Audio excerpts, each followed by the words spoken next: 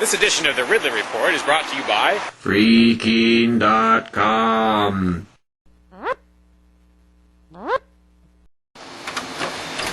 Decades overdue, it's finally starting. Some semblance of a property tax revolt in New Hampshire. By declaring his controversial home a parsonage or church or something like that, keen radio host Ian Freeman has probably triggered the 3-year countdown to having the home taken. Now, when I say home, there are really different words that I could use for this spot. I could call it the Keen Activity Center, which is sort of part of the, duplex that makes up Ian's property. That place is even more controversial than Ian's house. Although, I'm really not sure what all the definitions are here and what all the geographic significance of each part of the property is. And I'm not sure if the Keen Activity Center is part of that, if it's just Ian's house. But anyway, the important thing is there's a property there that's basically going into revolt status. Now, if I understand correctly, this situation is different from what's developing in Grafton,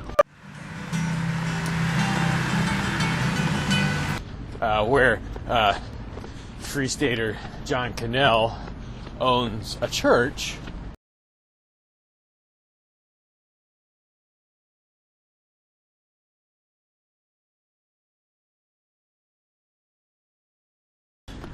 which is in fact a church building and is open to the public for worship services and so forth to a large extent. I'm assuming he, kind of went through the normal paces that you go through in terms of paperwork and so forth. I'm not really referring to that as an attempted revolt. Who is the guy in the hat? The man right there stole my phone. What Ian and company are doing, I got the impression from listening to Free Talk Live that they're not even going through the motions of trying to get government approval to be a church or be treated as a church. Anyway, so whichever of these properties or situations inspire you more, I think maybe we have some thinking to do about what kinds of things can or should be done to make sure the government does not have an easy time of it if it comes for them, for these properties. Here are some of my brainstorms.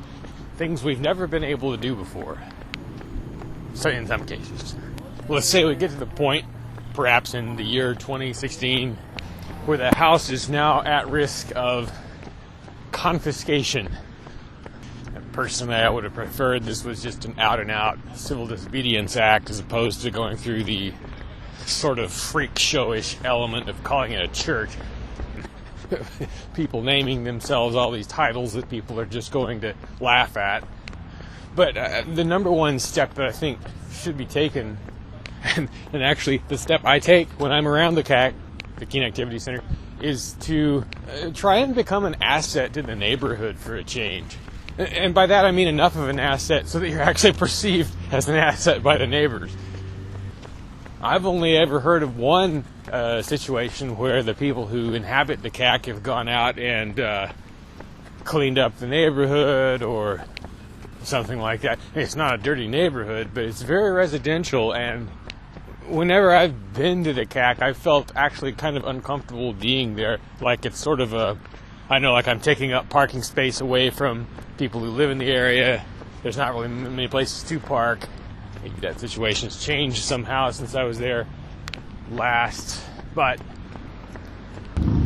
ice removal is another useful thing that could be done around there, which I'm sure the neighbors would appreciate. Ideally, as Ian is always saying, you don't want to do this kind of thing in isolation. And that's why he didn't do it for all these years, because he thought he would be kind of alone. But isolating themselves is exactly what the folks in the CAC tend to be doing. Why are you threatening? I just got a video an camera. Object in your hand, and it's very threatening. Perhaps you should The camera is threatening to you, Kay? Yes, I think it is. You just stepped up to me. Isn't that what you used to do? By failing to win the support of the neighborhood, at least some support. Well, they probably get some, but I don't sense much effort to maximize that. What are you arresting this man for? You've seen the dramatic liberty arrests in Keene, New Hampshire. Now see 111 reasons why you should move there and reinforce these gutsy activists. Keene's advantages are compelling, and the list of reasons to move